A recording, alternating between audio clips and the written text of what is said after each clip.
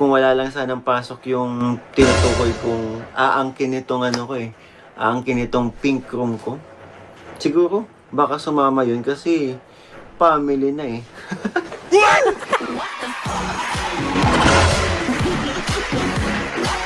Kalokohan mo, Mikoy. Wow! Pati unan, dinamay mo, loko ka.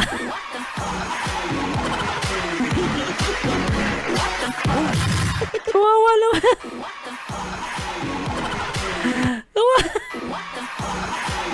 Nalalahimik yung unan, nadamay pa. Alam nyo kayong dalawa, mi Chris. Alam mo, nanggigigil ako sa inyong dalawa eh. Alam nyo. Alam nyo, mi Chris. Kung in love na kayo sa isa't isa. Ay! I mean, kung okay na kayo sa isa't isa. Baka may magalit eh. Kung okay na kayo sa isa't isa, Mikoy, sana naman lang pakiusap ko, no? Alam mo, pakiusap ko lang sa Mikoy, sana huwag kayo mandamay ng kwarto tsaka ng unan. Kung nagmamahalan kayo, please lang, huwag nyo idamay yung kwarto. Tsaka yung unan, nakakaawa. Sobrang kilig nyo eh.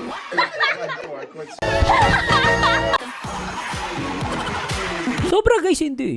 Nakakaawa yung unan eh. Dinadamay pati kilig. Luanes, wala na. Tapos na, pabebe pa mo.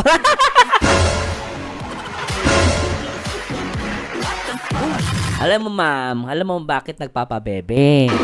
Sa dalawang taong nagmamahalan at sa taong nagmamahal, normal lang din magpabebe. Diba gano'n naman tayo? Oo, nagpapabebe din ako sa asawa hanggang ngayon. Hello, babe. Saan ka na? Wow! Sige, no? Siyempre. Mamayang gabi gusto kong mag-ano. Sige, no? Konting bembang lang. O, diba? Ginagawa natin yun eh. Kahit sa may asawa na eh. Nagpapabebe ka eh. Ganun, kikiligin ko.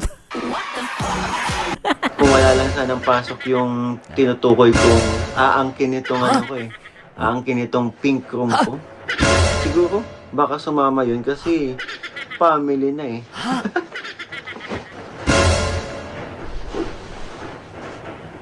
Uy, grabe. Hala, walang joke! Wow! Hala, walang joke nga! Hala, seryoso to. Hala, seryoso. Walang joke. Uy, pre, walang joke, pre. Pre, wala. May narinig ka pa, pre. Wala akong narinig, pre.